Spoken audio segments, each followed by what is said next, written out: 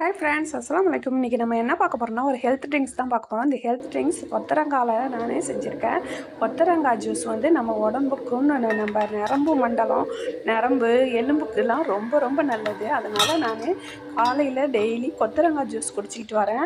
அதனால் இந்த ஜூஸையும் நான் உங்களுக்கு வீடியோ எடுத்து போடலான்னு தான் நான் இப்போ இதை நான் செய்கிறேன். கொத்தரங்காய் ஒரு 5 கொத்தரங்காவை எடுத்து கழுவிட்டு இதை மிக்சியில் போட்டு நல்லா நம்ம சின்ன சின்ன பீஸாக போட்டு மிக்சியில் நல்லா அரைச்சிக்கணும்.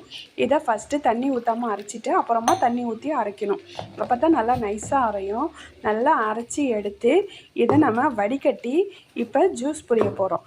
இதை வடிகட்டி நம்ம ஜூஸ் புழியும் போது நம்ம அதில் உள்ள சக்கையெல்லாம் எடுத்துடணும். எடுத்துட்டு நம்ம ஜூஸ் குடிச்சிட்டு வந்தோம்டாக்கா டெய்லி நம்ம நரம்பு எலும்புக்கெல்லாம் ரொம்ப ரொம்ப பலமாக இருக்கும். கை வலி கால் வலி இதெல்லாம் அதிகமாக வராது.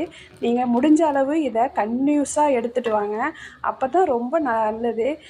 கால் வலிக்கு கை வலி உள்ளவங்க, கை கடுப்பு உள்ளவங்கலாம் இதை யூஸ் பண்ணி பாருங்கள். ஓகே, பாய். அஸ்ஸலாமு அலைக்கும். ஒரு பொருள் எது தெரியுமா? கொத்தவரங்காய். கொத்தவரங்காய் அது இந்த மூட்டு வலிக்கெல்லாம் சொல்லுவாங்க. கொத்தவரங்காய் தான் நரம்பு மண்டலத்துக்கு. இதை எப்படி நீ வந்து பிராக்டிஸ் பண்ணணும்னு ஒரு கணக்கு இருக்கு. நீ சும்மா பொரியல் ஆக்கி சூப் வச்சு அவுட்டு. நல்ல மசாலா இல்ல உப்பு போட்டீங்கன்னா போயிடும்.